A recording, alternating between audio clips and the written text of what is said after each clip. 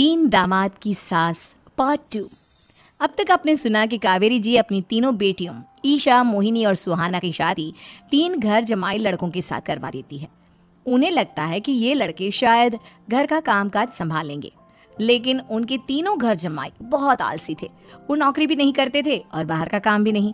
कावेरी जी ने अपनी बेटियों से कहा कि वो प्रेगनेंसी का बहाना बनाकर अपने पतियों को सबक सिखाए। अब सुनिए आगे। मम्मी, आपने जैसा कहा था हमने वैसा ही किया, लेकिन देखिए ना, विवेक का हाल तो वैसा का वैसा ही है। घर में ना सुबह का नाश्ता बनता है और ना खाना। नौकरी पर जाने की बात करूं तो खाने को दौड़ते हैं मुझे। हाँ मम्मी, मैंने भी सुमित को कितनी बार कहा कि अगर नौकरी नहीं करनी तो कोई छोटी सी दुकान ही खोल लो। घर का खर्चा कैसे चलेगा? देखो दोपहर के 12 बजने आए और जनाब अभी तक सो रहे हैं। हाँ मम्मी, ईशा और सुहाना ठीक कहती हैं। अविनाश का भी यही हाल है। जब मैंने अपनी प्रेगनेंसी के बारे में कहा तो मुझसे कहने लगा, अरे दूसरी लड़कियां तो 9-9 महीने तक नौकरी करती है, बस डिलीवरी के टाइम छुट्टी लेती है। मोहिनी, तुम भी नौकरी करो। अब मुझे कहाँ नौकरी मिलेगी? मम्मी बताओ अब मैं क्या करूँ? हे भगवान, क्या सोचकर घर जमाई दामाद लाई थी मैं कि मेरी बेटियां मेरे पास रहेंगी और खुश रहेंगी, लेकिन इन आलसी दामादों ने तो हमारी जिंदगी को भी प्रॉब्लम में डाल दिया है। मैं तो कहती हूँ मम्मी, हम लोग वापस अपनी जॉब पर जाना शुरू कर देते हैं।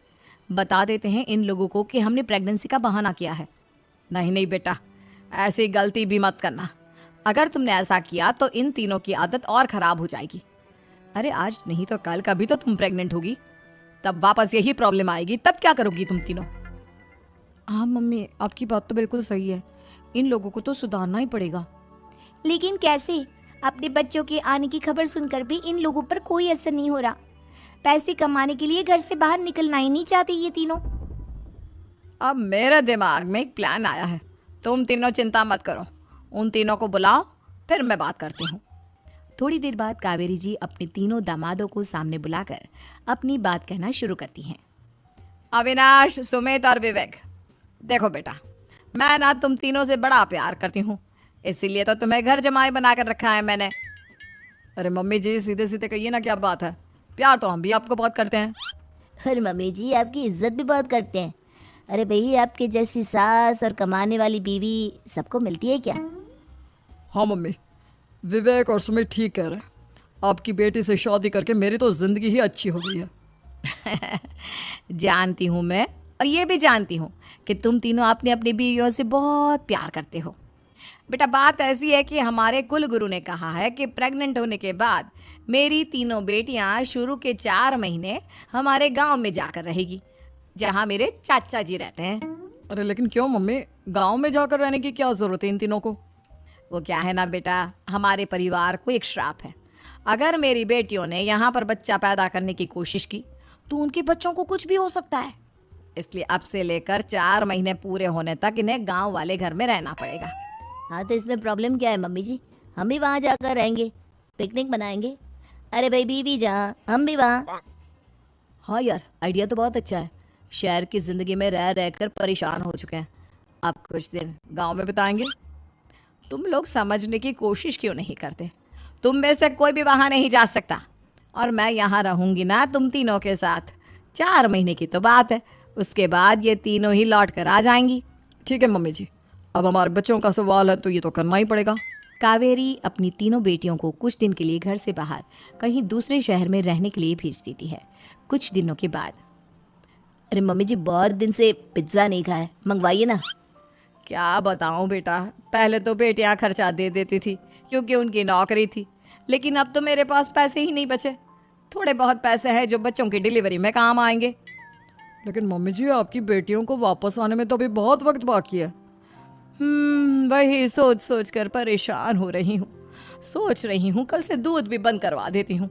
अब दूध वाले को देने के लिए पैसे भी तो नहीं है ना। अरे नहीं नहीं मम्मी जी, अगर दूध भी बंद करवा दोगी तो मुझे चाय कहाँ से मिलेगी? और चाय के बिना मैं तो मर ही जाऊंगा। क्या करूं बेटा, इसके अलावा हमारे पास कोई ऑप्शन नहीं है। मेरे पास पैसे ही नहीं बचे। इस तरह कावेरी जी धीरे धीरे अपने तीनों दामादों को पैसे देना बंद कर देती हैं और घर में खाने पीने की चीजें लाना भी बंद कर देती है। अब वो तीनों बुरी तरह से परेशान होने लगे थे, और इसलिए एक दिन तीनों प्लान करके घर से बाहर निकलते हैं। और बाजार में जाने के बाद, यार अच्छा खाना खाए हुए कितने दिन हो गए, पता नहीं कब अच्छा खाना मिलेगा। हमारी बीवियों के जाने के बाद तो हमारी हालत भिखारियों जैसी हो गई है यार। कुछ भी हो, मुझे तो आज पिज्ज़ा खाना ही खाना है। जेब में 1 रुपया नहीं और पिज्जा खाएगा, कहाँ से आएंगे पैसे?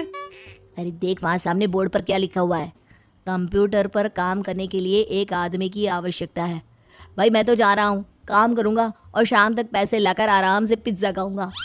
जा जा, तुझे कोई काम नहीं देने वाला, हम तो घर जा रहे हैं। चल भाई सुमित। सुमित और अविनाश वहाँ से चले जाते हैं और विवेक उस कंप्यूटर शॉप पर सारा दिन काम करके 5,000 रुपये कमा कर घर लौट कर आता है और अपने खाने के लिए अच्छी अच्छी चीज़ें भी लेकर आता है।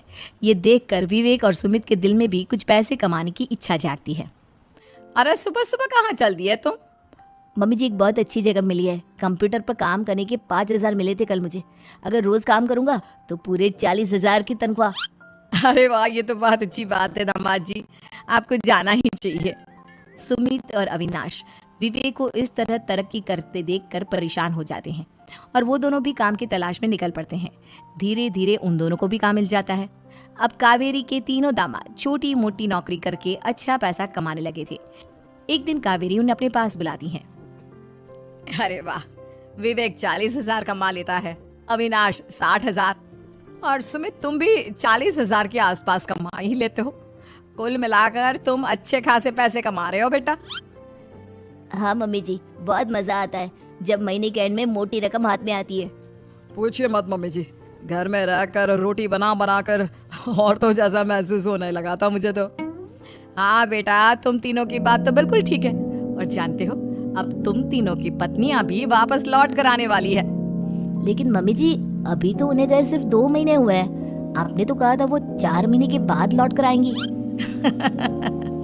ऐसा कुछ नहीं है बेटा, मैं सिर्फ तुम तीनों को सबक सिखाना चाहती थी कि आदमी घर में बैठकर बीवी की कमाई खाता हुआ अच्छा नहीं लगता। इस दुनिया में हर इंसान को मेहनत करनी चाहिए, काम करना चाहिए, चाहे वो औरत हो या आदमी, ताकि अपने परिवार को संभाल सके। कावेरी की बात सुनकर उन तीनों को अपनी गलती का एहसास होता है और कावेरी उन्हें सच बता देती है कि ईशा, सुहाना और मोहिनी शहर में ही कहीं दूसरी जगह रह रहे थे। शाम के वक्त उन तीनों की पत्नियां लौट कर आ जाती है और कावेरी जी का परिवार एक खुशहाल परिवार की तरह रहने लगता है।